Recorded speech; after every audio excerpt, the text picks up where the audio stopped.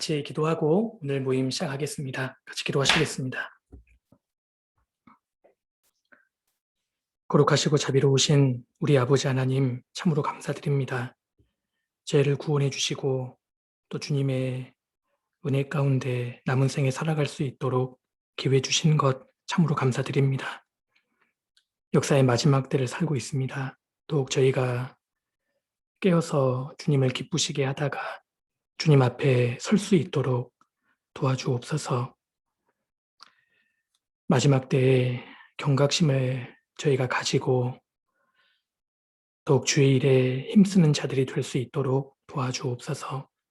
학예수양회가 2주 앞으로 다가왔습니다. 사랑하는 가족, 또 친지, 주변의 지인들에게 복음을 전할 수 있도록 저의 마음을 열어주시고 또 저의 입술도 주님 주관해 주시기를 간절히 기도드립니다. 또 교회 이름으로 저희가 진행하는 모든 봉사의 내용들 주께서 함께해 주시고 저희의 봉사를 통해서 주님의 놀라운 뜻이 크게 나타날 수 있도록 도와주옵소서.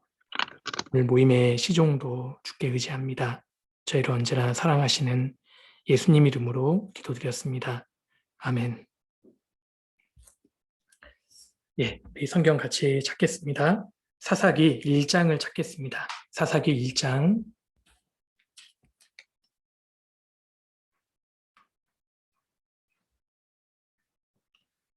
구약성경 사사기 1장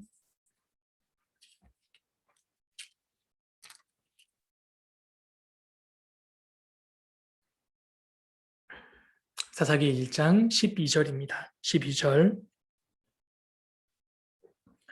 갈렙이 말하기를 기럇세벨을 쳐서 그것을 취하는 자에게는 내 딸 악사를 아내로 주리라 하였더니 갈렙의 아우요 그나스의 아들인 온니엘이 그것을 취한 고로 갈렙이 그 딸 악사를 그에게 아내로 주었더라. 됐습니다.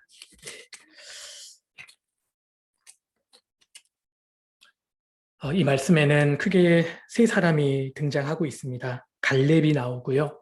그리고 갈렙의 딸 악사가 나오고 그리고 악사의 남편이 되는 이 온니엘, 이 세 사람이 성경에 나옵니다. 모두 믿음의 사람들입니다. 모든 성경이 성령의 감동하심으로 기록되었기 때문에 이 말씀에도 물론 귀한 뜻이 들어 있습니다.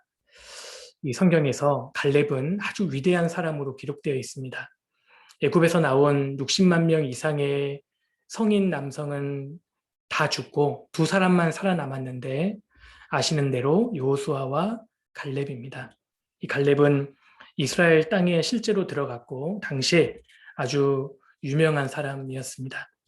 아마 가나안 땅에 들어간 이스라엘 백성들 가운데는 이 갈렙 하면 모르는 사람이 없었을 겁니다. 그런데 이 갈렙에게는 딸이 있었는데 그 딸 이름이 악사입니다. 이 악사도요, 아버지 갈렙을 본받아서 아주 훌륭한 여인이었던 것이 틀림없습니다. 이 갈렙은 딸 악사를 정말 사랑했고, 그래서 악사가 이제 출가할 때가 되어서 사윗감을 찾는데요. 사윗감 조건이 12절에 갈렙이 말하기를 기럇세벨을 쳐서 그것을 취하는 자에게는 내 딸 악사를 아내로 주리라. 이렇게 말했습니다. 그냥 성격 좋고, 그죠? 건강하고, 그런 신랑감을 대충 골라서 줄 수 있었겠지만, 갈렙은 그렇게 하지 않고 조건을 내걸었습니다. 왜 그렇게 했을까요? 여기 이제 크게 이유가 두 가지가 있는데, 오늘 이 두 가지를 좀 생각해 보려고 합니다. 갈렙은 참 대단한 믿음의 사람이었습니다. 자, 사사기 1장은 잠깐 잡아두시고요. 민수기 14장을 찾겠습니다. 민수기 14장.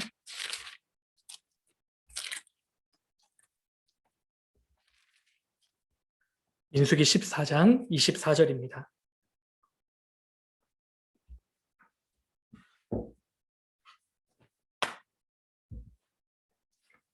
민수기 14장 24절. 오직 내 종 갈렙은 그 마음이 그들과 달라서 나를 온전히 쫓았은즉 그의 갔던 땅으로 내가 그를 인도하여 드리리니 그 자손이 그 땅을 차지하리라.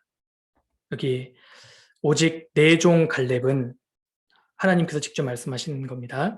그 마음이 그들과 달라서 갈렙은 가나안 땅을 탐지하러 갔던 10명의 정탐꾼들과 마음이 다르다고 하나님이 분명히 말씀하셨습니다.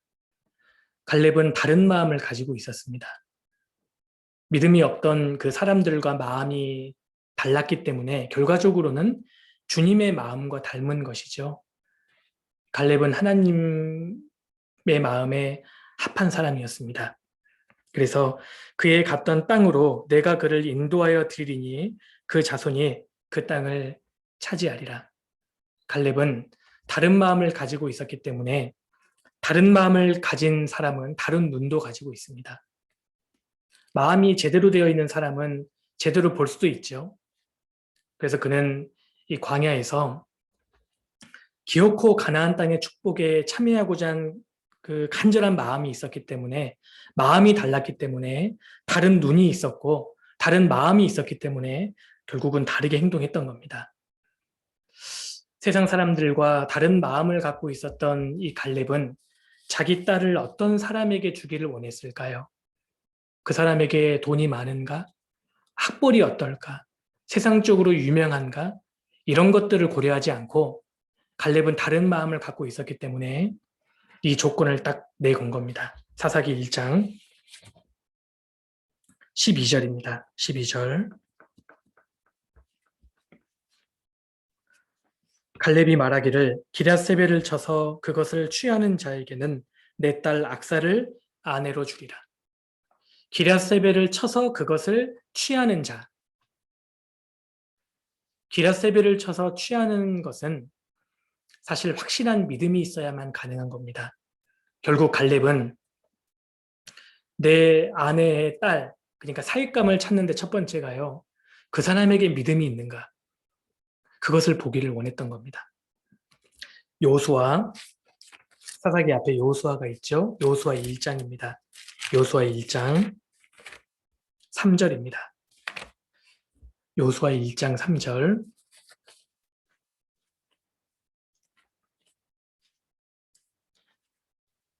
내가 모세에게 말한 바와 같이 물은 너희 발바닥으로 밟는 곳을 내가 다 너희에게 주었노니. 대단한 약속입니다. 물은 너희 발바닥으로 밟는 곳을 내가 다 너희에게 주었다. 이 약속을 참으로 믿는 사람이 그 땅을 차지할 수 있었습니다. 갈렙은 장애물이 있다 할지라도 어떤 고난과 역경이 있다 할지라도 그것을 극복하는 참 믿음을 보기를 원했습니다.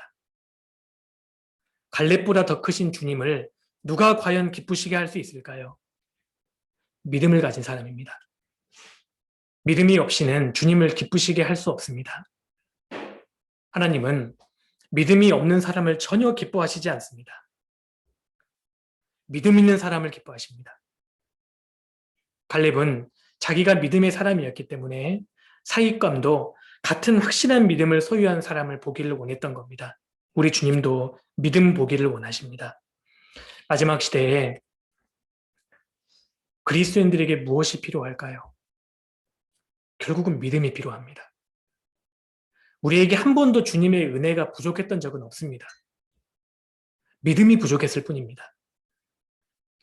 믿는다는 것은 맡긴다, 부탁한다, 의지한다 그런 뜻이지요. 성경을 읽다 보면 무엇이 근본적인 죄인지를 우리가 알 수 있습니다.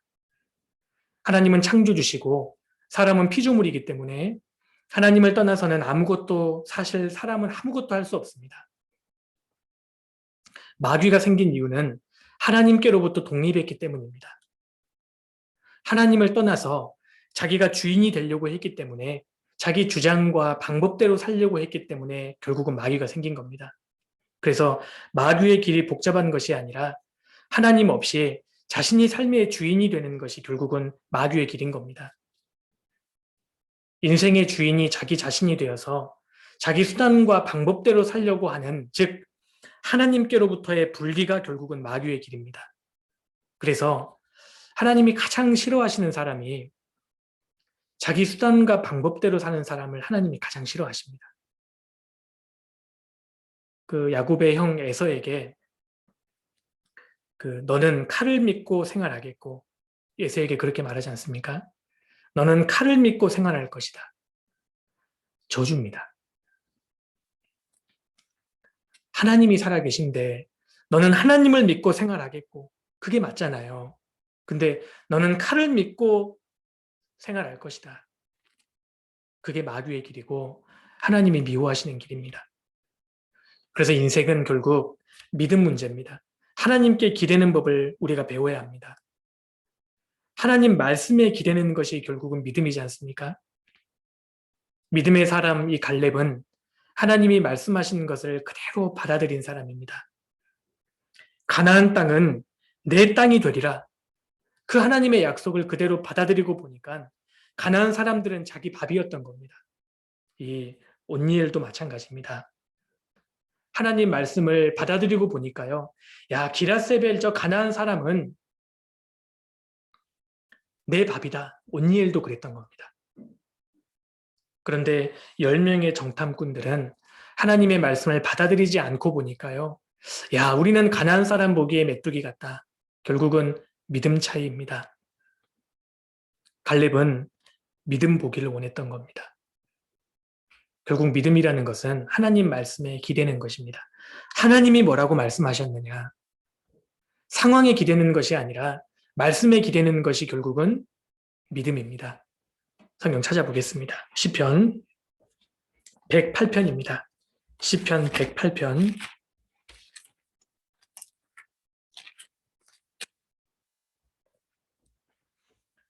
결국 말씀에 기댈 것이냐 아니면 환경, 상황에 기댈 것이냐 이거를 잘 보여주는 성경이 시편 108편이라고 할 수 있습니다.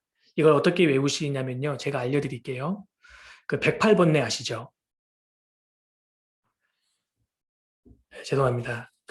제가 지금 불교 용어를 이렇게 썼습니다. 예, 개인적으로 저는 그렇게 이제 108번뇌 하면 108편 이렇게 생각하는데요.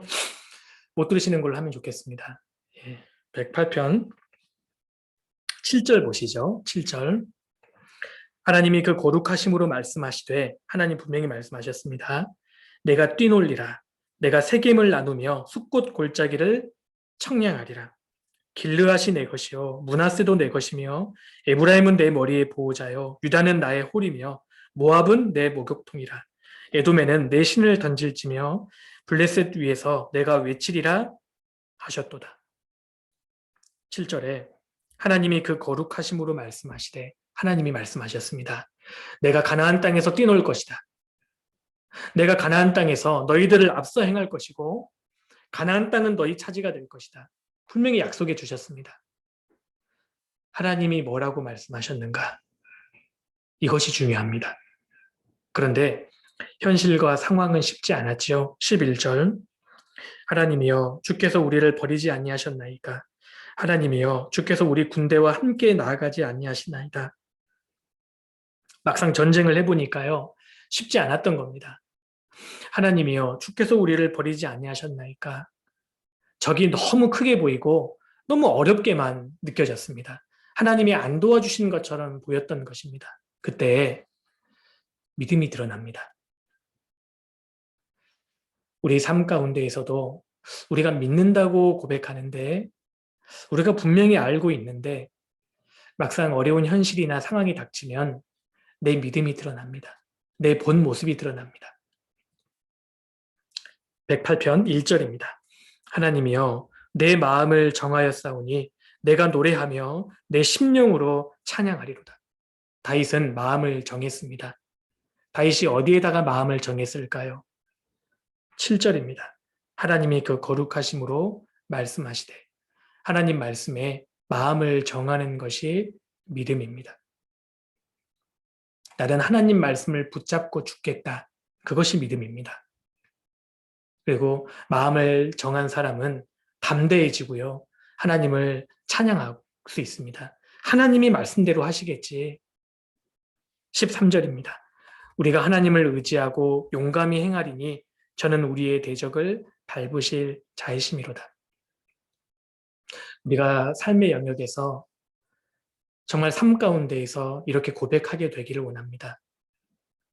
상황을 기댈 것이냐, 하나님 말씀을 기댈 것이냐, 하나님 말씀의 마음을 정하고 하나님 말씀을 믿고 용감하게 행하는 것이 믿음입니다. 내가 하나님을 의지하고 용감히 행하리니 저는 우리의 대적을 밟으실 자이심이로다.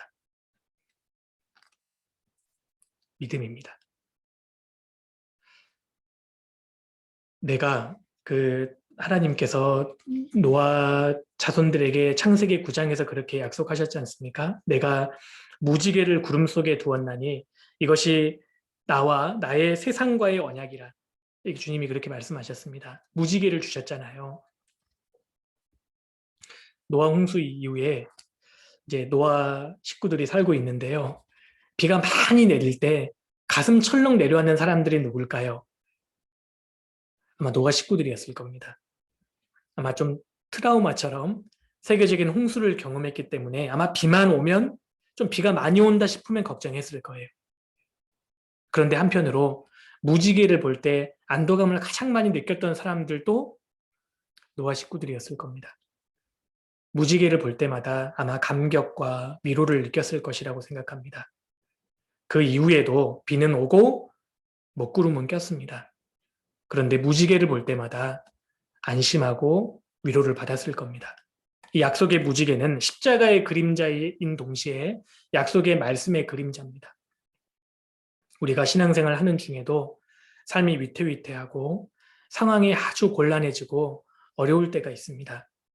고난이 아주 지속될 때도 있습니다. 그때 약속의 무지개가 떠올라야 합니다. 하나님 말씀입니다.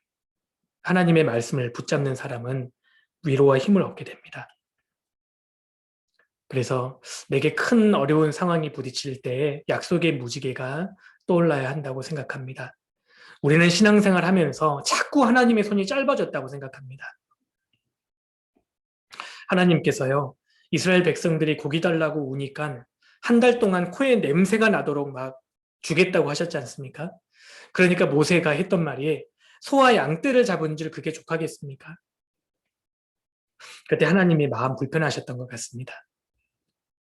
그래서 그 유명한 말씀을 하시죠. 여호와의 손이 짧아졌느냐? 내가 그 정도도 못하겠냐? 하나님의 손은 짧은 손이 아닙니다. 하나님은 하나님의 말씀을 기대는 사람을 아시고 그 하나님의 말씀을 있는 그대로 받아들이는 사람에게 그 말씀대로 행해 주시는 분인 겁니다. 이 세상에서 법칙이라는 게 있지 않습니까? 하나님이 정해 놓으신 겁니다. 이 세상에 법칙이 있는 것처럼 성경의 한 말씀 한 말씀이 법칙입니다. 하나님은 말씀을 있는 그대로 믿는 사람의 배후에서 만사를 성취해 가십니다. 큰 산아 내가 무엇이냐? 내가 스룹바벨 앞에서 평지가 되리라. 불가능한 것이 가능하게 됩니다. 누구에게요? 하나님 말씀을 그대로 믿는 사람에게. 그 사람에게 역사가 나타납니다. 성경을 보면 주님을 놀라게 할 수 있는 것은 아무것도 없습니다. 주님이 3년 반 동안 놀라신 게요, 딱 한 가지 있습니다. 하나님이 뭘 보고 놀라실까요? 뭐 핵폭탄 터지는 것 보고 놀라시겠습니까? 올림픽 개막식 보고 감탄하시겠어요? 주님이 놀랐다는 말씀이 있습니다. 3년 반 동안 백부장의 믿음 보고 놀라셨습니다. 백부장의 믿음 보고요. 야, 이스라엘 땅에도 이만한 믿음을 내가 보지 못했다. 주님이 기이 여겼다고 되어 있습니다. 놀라신 겁니다. 주님을 놀라게 하는 것은 믿음입니다. 믿음. 그래서 마지막 시대에 주님 오실 날이 얼마 남지 않았습니다. 아주 복잡한 문제가 생길 때요. 내가 고민을 많이 할 것이 아니라 하나님이 뭐라고 하셨나. 이것을 따져보는 것이 지혜라고 생각합니다. 첫 번째, 이 갈렙이 악사를 누구에게 어떤 사람에게 신부로 줄 것인가? 첫 번째는 믿음입니다. 믿음이 확실하냐? 하나님 말씀을 있는 그대로 받아들일 수 있는 사람. 그 사람이 기랴세벨을 칠 수 있을 거지 않습니까? 그리고 갈렙이 또 무엇을 보기를 원했을까요? 사사기 다시 돌아가겠습니다. 사사기 1장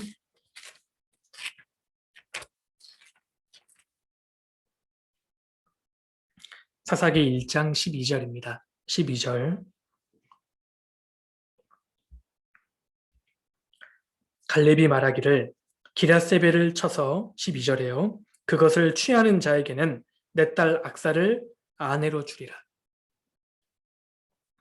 어떤 사람이 기랴세벨을 쳐서 취할 수 있겠습니까? 믿음 있는 사람. 그리고 또 하나는요. 악사를 진짜 사랑하는 사람. 기랴세벨을 쳐서 취하기 위해서는 전쟁을 해야 됐고 막 전쟁은 목숨이 왔다 갔다 하지 않습니까? 잘못하면 창에 맞을 수도 있고 활에 맞을 수도 있고 잘못 더디면 다리가 부러질 수도 있고 그러니까요. 악사를 사랑하지 않으면 목숨을 걸고 싸울 리 없는 겁니다. 갈렙은 애틋한 사랑을 보기를 원한 게 아니라 목숨을 거는 사랑을 보기를 원했던 겁니다. 이 말씀에서 갈렙은 우리 주님의 그림자입니다. 우리 주님께서 우리에게 무엇을 보기를 원하실까요? 모든 것을 다해서 내가 나를 사랑하느냐? 너가 나를 모든 것보다 더 사랑하느냐? 주님이 그거 물으시는 겁니다. 죽으시고 부활하신 이후에 예수님께서 베드로에게 요한의 아들 시몬아, 내가 이 사람들보다 나를 더 사랑하느냐? 누가 힘있게 살아갈까요? 주님의 사랑을 생명보다 낫게 여기는 사람들이 힘있게 살아갑니다. 주님은 목숨을 거는 사랑을 보기를 원하십니다. 참 사랑.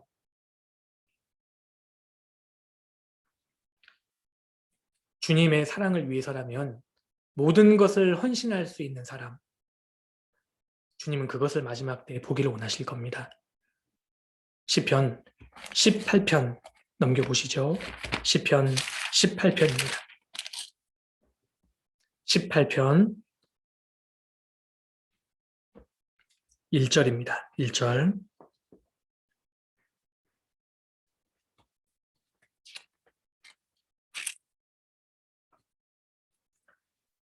다윗이 이렇게 고백했죠.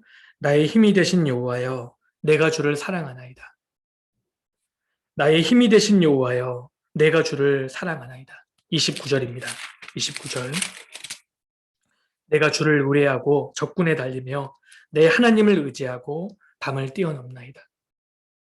이 다윗은 주님을 정말 사랑하는 마음이 있었기 때문에 목숨 걸고 전쟁한 겁니다. 사도 바울도 주님을 생명보다 사랑했기 때문에 모든 것을 위해서, 주님을 위해서 모든 것을 허비하고 희생할 수 있었던 겁니다. 나의 달려갈 길과 주 예수께 받은 사명, 곧 하나님의 은혜의 복음 증거하는 일을 마치려 하면은 나의 생명을 조금도 귀한 것으로 여기지 아니하노라. 바울이 왜 그렇게까지 했을까요? 주님을 사랑했기 때문입니다. 성경에 가슴을 울리는 구절이 간혹 있는데 성경에 정말 가슴을 울리는 구절 중에 하나를 한번 찾아보겠습니다. 사도행전 15장을 넘겨보시겠습니다. 사도행전 15장입니다. 사도행전 15장 25절입니다. 25절.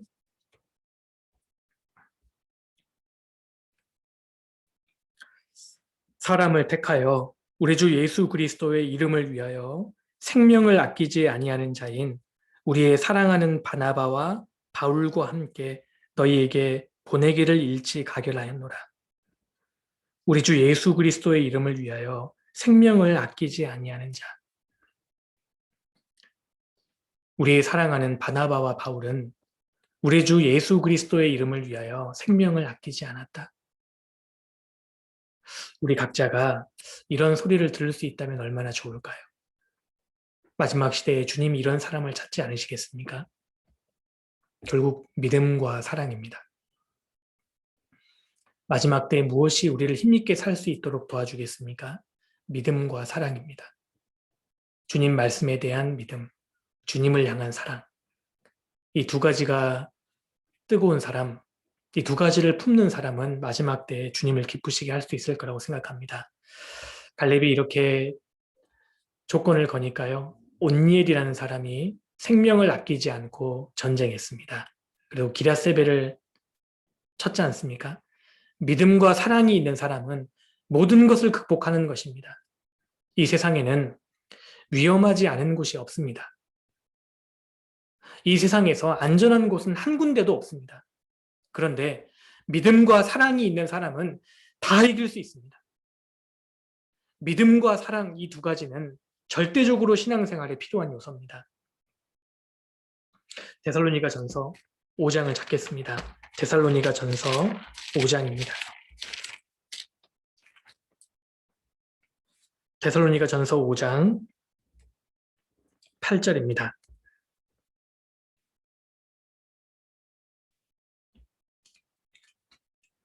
데살로니가 전서 5장 8절입니다.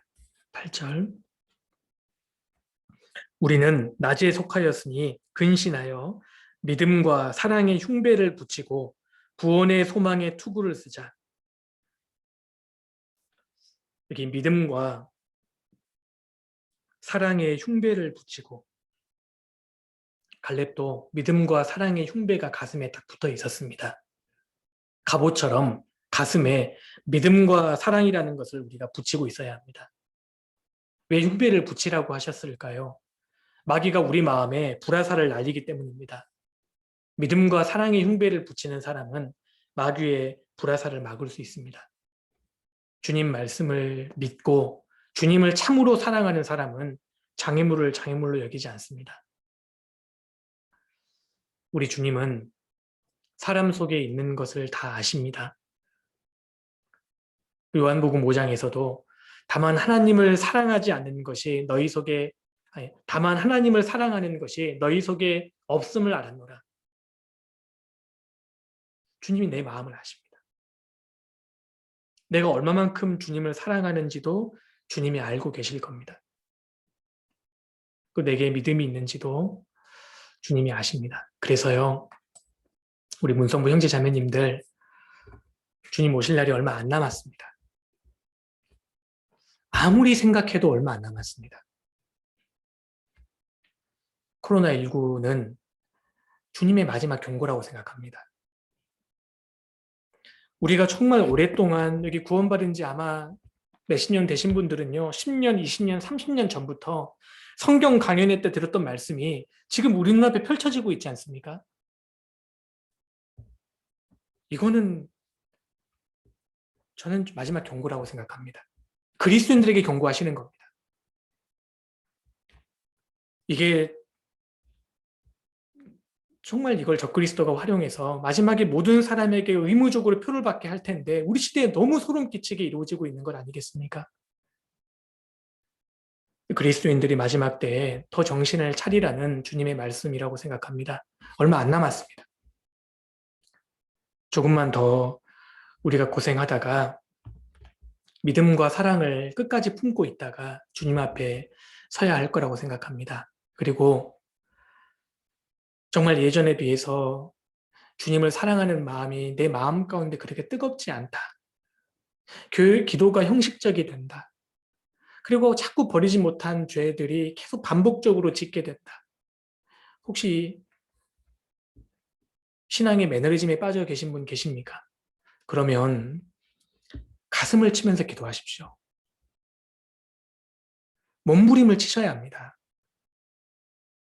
정말 하나님, 저 같은 사람은 왜 이런지 모르겠다고 가슴을 치면서 기도해 보셔요. 이런 매너리즘에 빠져 있는 상태로 주님 만나게 될까 봐 두렵지 않습니까?